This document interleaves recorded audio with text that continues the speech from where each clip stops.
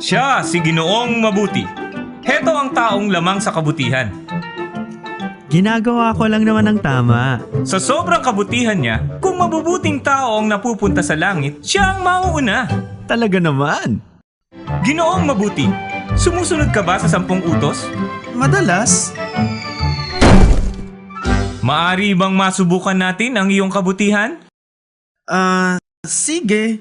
Okay, hetong isa. Huwag kang magsisinungaling. Nakapagsinungaling ka na ba? Oo. Sino bang hindi? Anong tawag sa taong hindi nagsasabi ng totoo? Sinungaling. Oh, heto pa.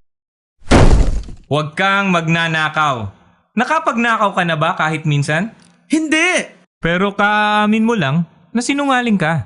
Matagal na yon. Bata pa ako. Tsaka candy lang naman. Anong tawag mo sa taong nagnanakaw? Magnanakaw. Sige, eto pang isa. Huwag kang mangangalunya. Madali yan. Hindi ko lolokohin ang asawa ko.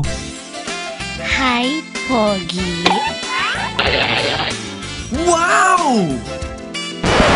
Sabi ni Jesus, kung nakatingin ka na sa isang babae na may pagnanasa, nangalunya ka na sa puso mo. Tama. Isa pa, huwag mong babanggitin ang pangalan ng Panginoon sa walang kabuluhan. Nagamit mo na ba ang pangalan ng Panginoon sa pagmumura? Ay!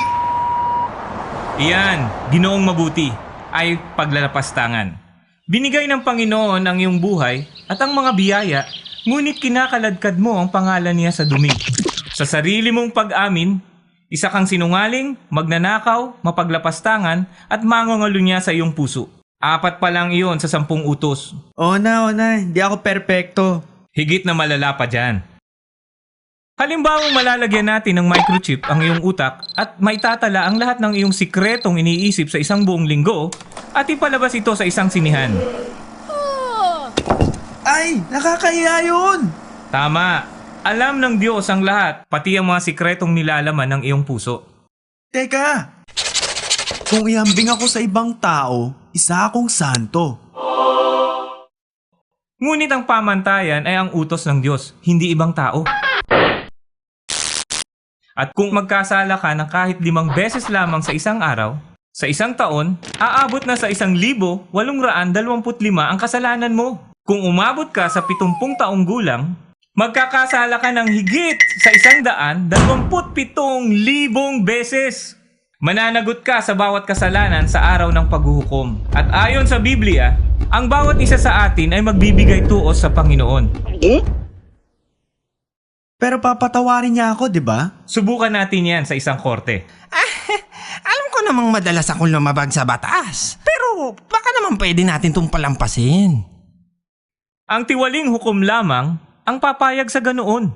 Ang sasabihin ng isang mabuting hukom ay, Ang kabayaran mo para sa iyong krimen, ang singil ng hustisya. hindi tiwaling hukom ang Panginoon. Kinapopotan niya ang kasalanan. Nagbabala si Jesus na sa araw ng paghuhukom, ang lahat ng nagkasala sa Panginoon ay nararapat na mapunta sa kakilakilabot na lugar na kung tawagin ay impyerno. Walang takas dito magpakailanman. Sino na lang makakapunta sa langit? Paano? Isa lamang ang paraan. Dahil lubos na mahal ng Panginoon ang buong mundo, ibinigay niya ang kaisa-isang anak niya upang mamuhay ng tuwid. Ni isang beses ay hindi siya nagkasala. Inangkin niya ang parusa na nararapat sa mga nagkasala. Hinagupit siya at binugbog. Ipinako sa krus, namatay upang masilbi ang hustisya at nang makalaya ang mga nagkasala. Bumangon si Jesus mula sa libingan at tinalo ang kamatayan. Hindi nakakamit sa sariling sikap ang buhay na walang hanggan. Bigay ito ng Diyos sa lahat ng magpapakumbaba at lalapit kay Jesus. Patatawarin ka niya. Lilinisin ka at bibigyan ka ng bagong puso. Sabi sa Biblia, kung sino man ang nakay Kristo, siya ay bagong nilalang. Huwag ka nang mamuhay para sa iyong sarili. Talikuran ang mga kasalanan at lumapit kay Jesus. Basahin ang iyong Biblia at sundin ito. Maghanap ng tapat na simbahan na tutulong sa iyong paglago at ipamahagi sa ibang tao ang magandang balita.